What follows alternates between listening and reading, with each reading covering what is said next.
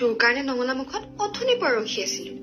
তই কেতিয়া মধুৰিআম লৈ আহিবি আৰু আমি কেতিয়া খাম কিন্তু পিতাই মেনকাইটিয়ে কি কলে জানো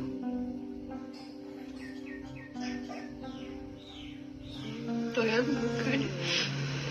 মধুৰিআম কেতিয়াও লৈ নাহ তই আৰু মোক আইজনীও বুলি কেতিয়াও মাতিবলৈ নাহ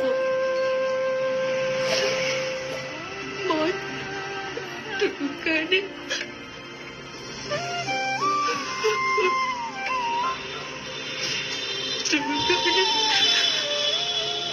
তই এবাৰ চাহ কাপোৰ দিবলৈ নাপাওঁ